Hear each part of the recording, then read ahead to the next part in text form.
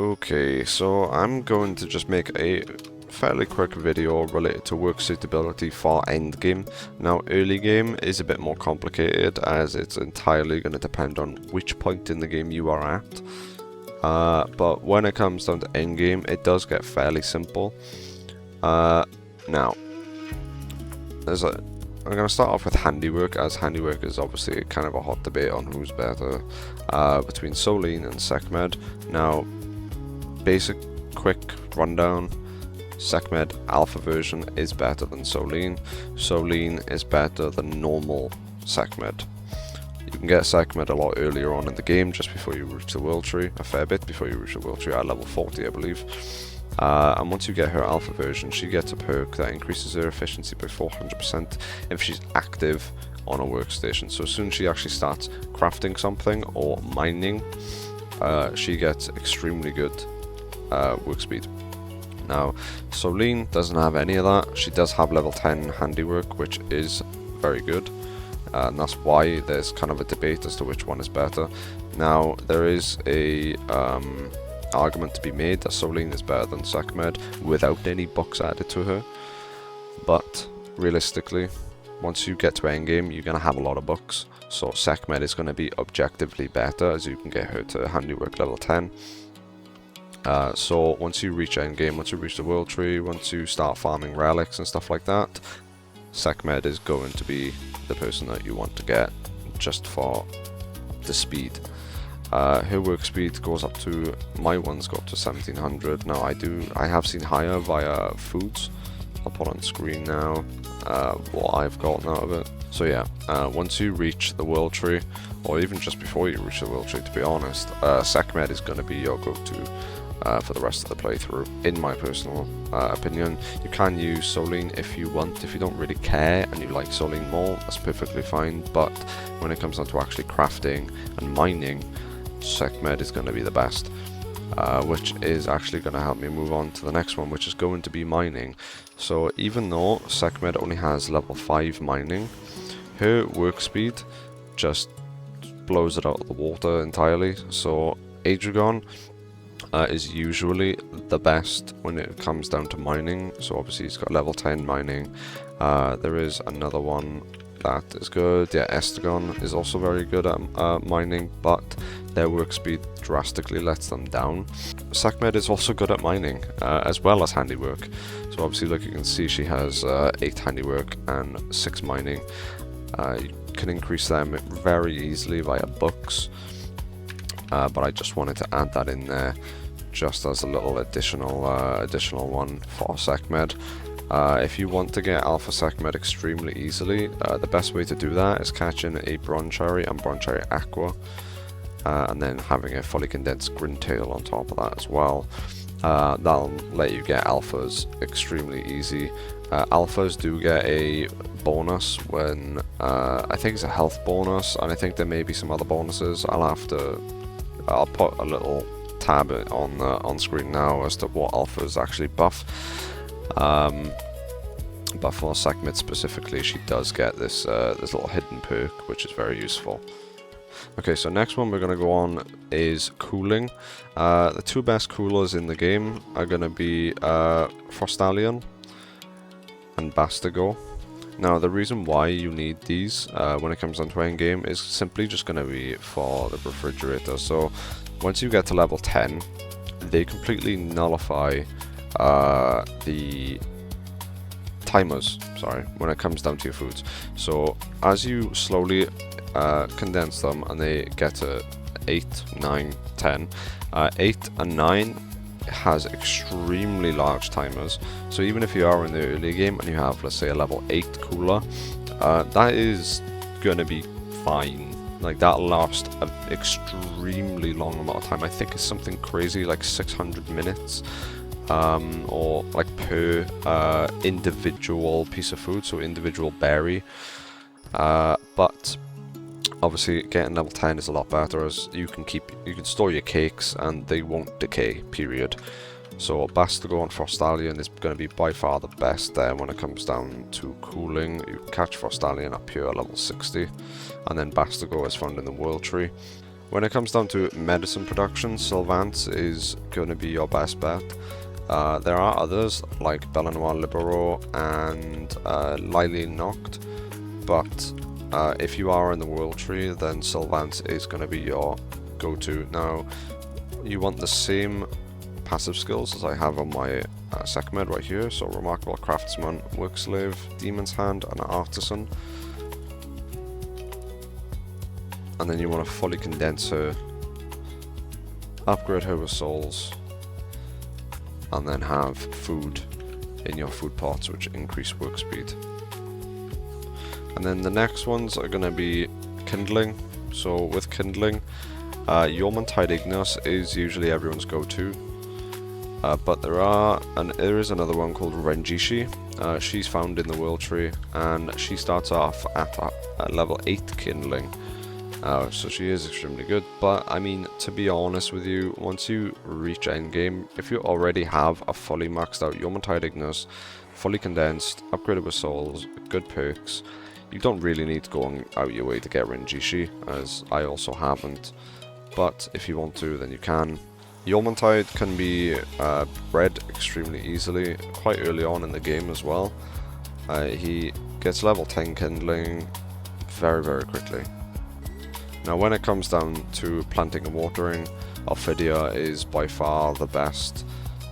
She gets level 10 planting and level 7 watering when she's fully condensed. You can add books to her to increase her watering on top of that.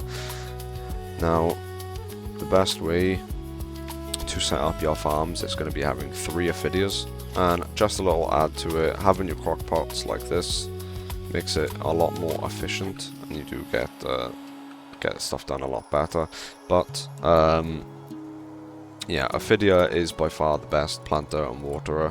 If you want just watering, then Yormantide is going to be your best bet there. But for general gardening, Ophidia is amazing. Now the next one is going to be gathering. Gathering and planting, really. Dandylord is fantastic at both. If you have something set up a little bit like me, where you have your cookers in the same place as your planters, then Dandylord is going to be able to be an extremely big help for you, as she has 8 handiwork, 10 planting, and 8 gathering. I've added some books to these. But if you want straight up gathering, Jet Dragon, Frostalia Noct, and Heartless is actually going to be your best bet. I don't recommend just going for a normal gatherer, as it's kind of just going to take up a lot of space in your base piles. But if you do just want a gatherer, then Jet Dragon or Frostalia Noct are going to be your best bet there, as they both have level 10 gathering. Just a little addition as well, as I just noticed it as well. Neptilius is a very good waterer on top of that. He is a little bit further on into the game compared to Yormantide. He spawns up here. And he's also an extremely good DPS pal as well. But yeah, moving on from that, we got electric now. So Ozurk is obviously by far the best when it comes down to electricity. The next one to him, so the next one to Ozurk is going to be Dynamoth and Salmora Lux. So I got Salmora Lux right here. I don't believe I have a Dynamoth on me at the moment. No, I don't. But yeah, so Ozurk and Lux is going to be probably your best bets when it comes down to electricity gain. You want to have some good work speed on them. Obviously I don't have it on here. I do recommend having Insomnia if you have normal night cycles, as them going to sleep. So if you, for instance, have an oil generator like I do. Okay, so if you have something like this, where you have a lot of oil rigs set up, then you're going to want to have some pretty decent perks to keep this running. You want to have some maybe Insomnia and a lot of work speed if your night cycles are standard. And then when it comes down to lumbering, Celestia and Celestia Noct are going to be the 2 best when it comes down to lumbering. You can get Silvergis, I think is her name.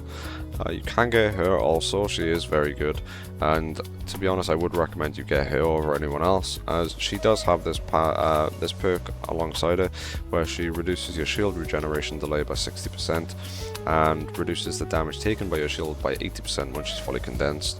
So you are going to be getting Silvergis anyway. She spawns down here at level 62, actually right next to where Celestia actually spawns. Now the last two I'm going to be talking about is transporting and farming. Noclum is by far the best when it comes down to transporting, as his movement speed is the highest, and he gets very good transporting. Obviously not level 10, but you can put one buck on him and make him level 10 if you'd like. The next best is going to be Noclum Ignis, but to be honest I would just use normal Noclum if you already have him. And then Adrelon as well is also a very good one. Yeah, so Adrelon is also a very good transporter as well. He actually gets level 10 transporting, and you are going to want to get Adrelon anyway, as he's a very good flyer and a very good at a lot of different things. Now the last thing I'm going to be talking about is farming, as farming is quite subjective and it's going to be entirely based around what you need.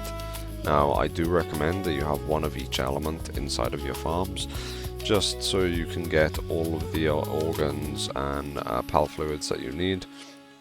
I would also suggest that chickpea is fairly common in your farms, as chickpea you will need a lot of eggs to make cakes and stuff like that. As if you are doing the world tree farms down here, I do have a video on my channel related to it, and it's extremely easy to do. You can get 999 electric organs extremely quickly. You don't need to have a sparket in here, I just do it for the sake of it. But when it comes down to your pals, you just want to have good passive skills on them, fully condense them, increase their work speed via souls. Obviously I haven't done that on this guy.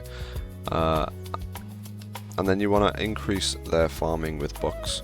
Obviously that is going to be a very endgame thing, as you need a lot of books to upgrade their farming, but it is something to work towards, and it does increase the amount of drops that you get.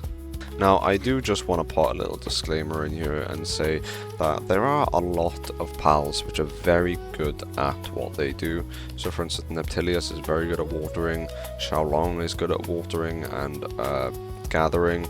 There's a lot of different pals in the game which do what you would want them to do. So the quote-unquote best pals is entirely subjective based on where you are in the game. If you're like me and you're in endgame and you have, let's say, a lot of books, like I do, then it's going to be entirely subjective onto who you like the most. Do you like the look of certain pals more? In that case, you can just put books on them, put the right passive skills on them, and get them to a certain point, as that's entirely what this is based on. Now there are slight differences in that, so like obviously Sekhmet, with her 400% efficiency in her handiwork, she is without a doubt just too good to not use. But you know, if you want to use Sekhmet, that's entirely up to you as well. I don't believe in telling people how to play this game. I find it quite obnoxious and annoying, and I think that everyone should have the freedom to do whatever they want to do. For instance, like changing your world settings, using different pals than what people would traditionally use. Regardless if they're not level 10, you can get them to level 10 with books, so it isn't a big deal. But I'm just putting out a video explaining the easiest ones to get, and you know, the ones that start off at the highest work suitability. A prime example of that is I still use Adrelon over in my furnaces, as he's got level 10 kindling when he's fully condensed. Obviously they don't have the best perks on them at the moment, but he's also extremely usable, and you're going to be getting him anyway, as he is a very good flyer and transporter. Okay, I believe I've gone over a lot of what I needed to today. There is a lot more when it comes down to work suitability. Work suitability can be very complicated, but to be honest, you don't need to overcomplicate it when it comes down to this game. You can use who you want, as long as they have level 10 when it comes to the work suitability, and they have some decent perks on them. They're fully condensed, their work speed is increased via souls. Everyone is very good at what they do. Obviously Sekhmet is the exception there, as she does have that work speed bonus. But yeah, I believe that is everything. If there's anything that I've missed, if there's any pals which you feel like I should have put on this list, then feel free to put them in the comments. I'm sure there is one or two that I've missed out on. But apart from that, that is everything from me today, so thank you.